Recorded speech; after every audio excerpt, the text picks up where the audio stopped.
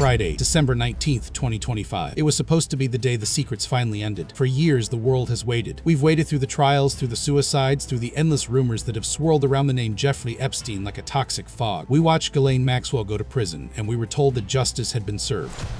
But deep down, everyone knew that the story wasn't over. The story was just beginning. Last month, when the Epstein Files Transparency Act was signed into law, there was a collective holding of breath across the nation. We were promised one thing: total disclosure. Congress set a hard deadline. They gave the Department of Justice 30 days to hand over everything. Every flight log, every photo, every grand jury testimony held by the FBI. The deadline was Friday at midnight. The promise was that the vault would be opened and the shadows would finally be illuminated by the cold, hard light of truth. Well, Friday has come and gone. The deadline passed. And what did we get? We didn't get the full truth. We got a document dump. Late in the afternoon, while most of the country was distracted by the holiday rush, the DOJ quietly uploaded 3,965 files to a new website. That sounds like a victory, doesn't it? Nearly 4,000 files. It sounds like transparency. But transparency isn't measured in the weight of paper, it's measured in clarity. And if you look closely at what was actually released on Friday, clarity is the one thing that is conspicuously missing. Hundreds of pages are completely blacked out. Entire names, dates, and locations are redacted. The most damning evidence, the 20 names of alleged male perpetrators that victims' lawyers have sworn were in the FBI files, is nowhere to be found. Deputy Attorney General Todd Blanche went on television and admitted it, casually stating that he expects more documents to be released over the next couple of weeks. Weeks, the law said now. The law said everything. So, what is actually in this new release? And more importantly, what are they still terrified to show us? Why, after all these years, after the death of the main villain, is the system fighting so hard to keep these specific details buried? Today, we are digging through the December 19th files. We are looking at the new photos of powerful men, the disturbing images from the island that confirm the psychological depths of the abuse, and the one detail written on a victim's body that proves this was darker than we ever imagined. This isn't just a story about the past. It is a story about a cover-up that is happening right now.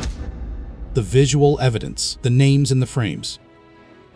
For years, the public conversation about Jeffrey Epstein has focused on the logs. We obsess over the flight manifests of the Lolita Express, counting how many times a politician or a celebrity flew from New York to Palm Beach. But flight logs are sterile. They are just names on a spreadsheet. They don't tell you what happened when the plane landed. They don't tell you the nature of the relationship. The December 19th release changes that. For the first time, we aren't just looking at names, we are looking at photographs. Buried deep within Dataset 3 of the new dump is a folder containing digital images recovered from Epstein's various properties. These aren't the polished PR photos we are used to seeing. These are candid, private moments that strip away the plausible deniability of the powerful men who claimed they barely knew him. Let's start with Bill Clinton. We have known for a long time that the former president flew on Epstein's plane. His team has always maintained that these were trips related to the Clinton Foundation humanitarian missions, strict business. But the new photos tell a different story. One image shows Clinton on a private jet, but the atmosphere isn't professional. He is relaxed, laughing, holding a cigar. But the second image is the one that stops you in your tracks. It appears to show him in a hot tub or a pool setting at one of Epstein's residences. He is with Ghislaine Maxwell, and sitting next to them is a third person, a young woman whose face has been aggressively redacted by the DOJ. This raises a terrifying question. Why redact her face? The redaction implies she is a victim, and if a former president was sitting in a hot tub with a victim of Jeffrey Epstein, the implications shatter every defense ever offered. Then there is Donald Trump. The files include images of Trump from the early 2000s, mostly taken at social events, parties at Mar-a-Lago and New York. They show Trump, Melania, and Epstein posing together. There is one specific photo of Trump posing with Epstein and 6 unidentified women. Another shows him at a Victoria's Secret party with model Ingrid Sainhave. While his supporters claim these were just social mixes, the volume of photos proves Epstein wasn't just a guy Trump met once. He was a fixture in his circle. But the list goes much deeper than presidents. The new files implicate the entire entertainment and royal establishment. Michael Jackson appears in a photo with Epstein. The king of pop is seen wearing a black blazer and sunglasses, standing right next to the trafficker. Kevin Spacey, the disgraced actor, is spotted in a group shot with Ghislaine Maxwell and Bill Clinton on a private plane. Chris Tucker, the comedian and actor, is seen in a photo embracing Ghislaine Maxwell on a tarmac, looking entirely comfortable with the woman who would later be convicted of sex trafficking. Mick Jagger is pictured at a dinner table, seated between Bill Clinton and Maxwell. David Copperfield, the magician, is seen in a bizarre photo embracing Maxwell while she holds his legs up. And then, there is the British royal family. Prince Andrew, Andrew, or Andrew Mountbatten Windsor as he is listed, appears in perhaps the strangest photo of the entire batch. He is seen reclining across the laps of 5 different people, with Ghislaine Maxwell standing above him, smiling down. It is a grotesque display of power and indulgence. His ex-wife, Sarah Ferguson, also appears in multiple photos, relaxing on sofas and outdoors at Epstein's properties. Even the tech and business world isn't spared. Bill Gates appears in a photo with Prince Andrew, and Richard Branson is seen on a beach with Epstein. Getting distracted by the Trump versus Clinton debate is a trap. That's exactly what the people releasing these files want us to do. They want us to fight about politics so we don't look at the sheer volume of powerful people who were comfortable in this predator's home. These photos prove that Epstein wasn't hiding in the shadows. He was operating in plain sight, surrounded by the most famous people on Earth.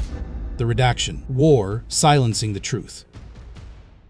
While the photos provide the shock, the documents provide the outrage, or rather, the lack of documents. This release was mandated by the Epstein Files Transparency Act. The language of the act was clear. The Department of Justice was ordered to declassify and release the files. The only allowable exceptions were to protect the identity of victims or to protect the integrity of active investigations. But as we scroll through the 3,965 files released on Friday, it becomes obvious that the DOJ has taken a very liberal interpretation of the word exception. There are hundreds of pages that are simply black ink. You can scroll for minutes and see nothing but page numbers. Representative Ro Khanna and other lawmakers are already furious. They are calling this release a violation of federal law. Why? Because the pattern of the redaction suggests they aren't protecting victims. They are protecting the perpetrators. There is a specific FBI form known as the 302 form. In any federal investigation, when an agent interviews a witness or a suspect, they write a summary of that interview on a Form 32. These are the receipts of the investigation. Victims' lawyers who have seen unredacted versions of these files in civil court have stated for years that these forms contain the names of at least 20 men who were directly accused of sexual assault by the victims, not just men who flew on the plane, men who participated in the crimes. In the December 19th dump, those forms are either completely missing or heavily censored. The term being whispered in Washington is politically exposed persons, or PEPs. It appears that the lawyers at the DOJ have decided that releasing the names of certain high-profile individuals would cause too much instability. They are weighing the reputation of these powerful men against the right of the public to know the truth. And right now, the reputation of the powerful is winning. This is the redaction war. It is a battle between the letter of the law and the preservation of the establishment. When you see a black bar over a name in a witness testimony, you have to ask yourself, who is that? Is it a victim? Or is it a man who is currently sitting in a boardroom, or a legislative chamber, or a palace, breathing a sigh of relief that his secret is safe for another news cycle? The release also includes a rehash of old evidence, almost as a distraction. The DOJ included clips from the hallway camera outside Epstein's cell at the Metropolitan Correctional Center on the day he died. We've seen this before. We've debated this before. Why release it again now? Why include old evidence in a drop of new files? Some analysts believe this is a chaff tactic, a military strategy where a pilot releases a cloud of metal foil to distract a radar-guided missile. By reigniting the suicide versus murder debate, the authorities keep the internet sleuths busy analyzing shadows in a hallway and arguing about broken cameras. If we are arguing about how Epstein died, we aren't asking who he was trafficking girls to. It's a classic magician's trick. Watch the hand that's waving, so you don't see the hand that's hiding the card. The card, in this case, is the list of names that is still sitting in a secure server somewhere in Washington.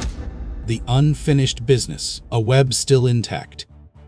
So, where does this leave us? The deadline is passed. The files, or at least some files, are out. Is this it? Is this the end of the road? Absolutely not. If anything, the December 19th release proved one terrifying fact: the web of Jeffrey Epstein didn't die with him. It survived. It has lawyers, it has influence, and it is still powerful enough to defy an act of Congress. We have to understand the machinery of how this worked. Epstein wasn't a lone wolf. The new documents shed light on the recruitment system, a pyramid scheme of abuse. Ghislaine Maxwell was the lieutenant, but there were others: recruiters, assistants, pilots, schedulers. The files show emails and memos that treat the trafficking of young women with the banality of a corporate logistics operation. They discuss inventory. They discuss scheduling conflicts. They discuss the age and availability of girls as if they were ordering catering for a party. This system required the complicity of hundreds of people: the banks that processed the payments, the hotels that looked the other way, the police departments that ignored the tips, and most importantly, the powerful friends who provided the cover. The fight is about to get ugly. Congress is threatening to hold the DOJ in contempt. There is talk of impeachment for the officials who delayed this release and authorized the heavy redactions. But while the politicians fight, the clock is ticking. Todd Blanche says more files are coming in weeks, but we know how this works. The news cycle moves on. The holidays are here. People forget. The outrage fades. If we stop looking now, if we accept this document dump as the final word, then the rest of those files, the real files, the ones with the unredacted names, will disappear into the archives forever. They will be buried under another 20 years of bureaucracy. The shocking truth isn't just about what Epstein did in the past. It's about what the system is doing right now to protect his friends. We saw Bill Clinton in the hot tub. We saw Trump with the models. We saw the black bars covering the names of the guilty. These aren't just historical artifacts, they are active crime scenes. The victims of Jeffrey Epstein were denied justice when he died. They were denied justice when his accomplices were allowed to cut plea deals. And they are being denied justice again, right now, by a government that promised transparency and delivered censorship. We will be monitoring the Epstein library every single day. When the next batch drops, we will be there. Because the truth doesn't rot, it waits. And no amount of black ink can hide it forever. The web is still intact, but we are pulling at the threads. And sooner or later, the whole thing is going to unravel.